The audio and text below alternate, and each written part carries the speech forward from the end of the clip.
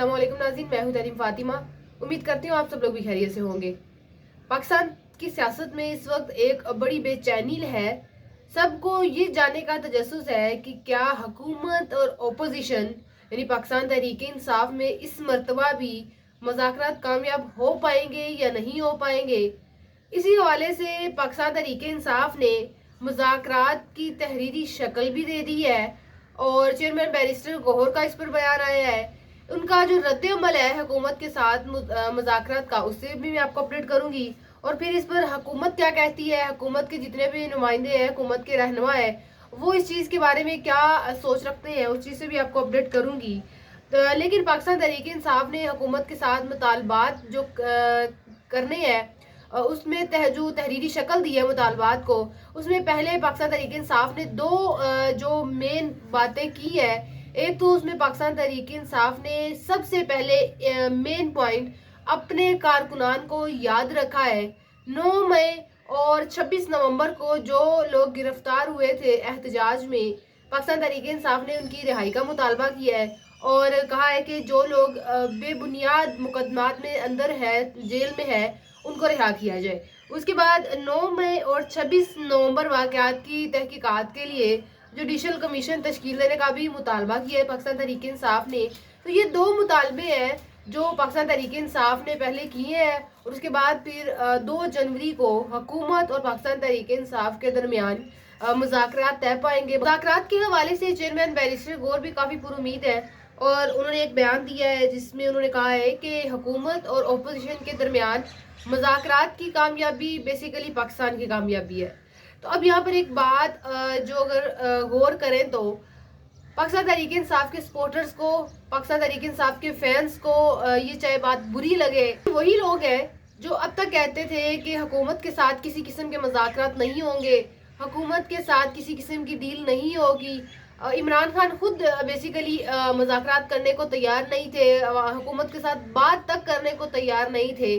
लेकिन अब वही 1-to-1 मीटिंग्स होंगी, मुज़ाकरात किए जाएंगे। लेकिन अब अगर देखा जाए तो इस वक्त ये टाइम बिल्कुल दुरुस्त है कि खान साहब हुकूमत के साथ मुज़ाकरात करें और अगर इमरान खान हुकूमत के साथ मुज़ाकरात करते हैं तो इमरान खान को काफ़ी हद तक उनके मुकदमात में रिलीफ मिलने के चांसेस हैं।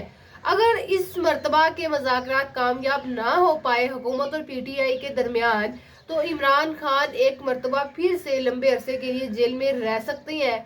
वो अलग बात है, खान साहब कहते हैं कि उनको जेल में रहने में कोई हर्ज नहीं है, उनको कोई फ़र्क नहीं पड़ रहा।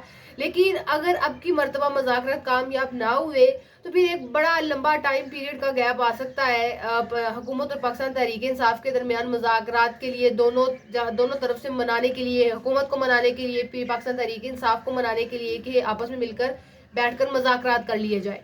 तो लेकिन जो चेयरमैन बैरिस्टर गौहर है, उन्होंने कहा है कि हम बहुत ज़्यादा इस हवाले से पुरुमीद है कि कम वक्त में जो है इस चीज़ का हल निकाल सके और मुज़ाकरात हो सके हुकूमत और अपोजिशन के दरमियान।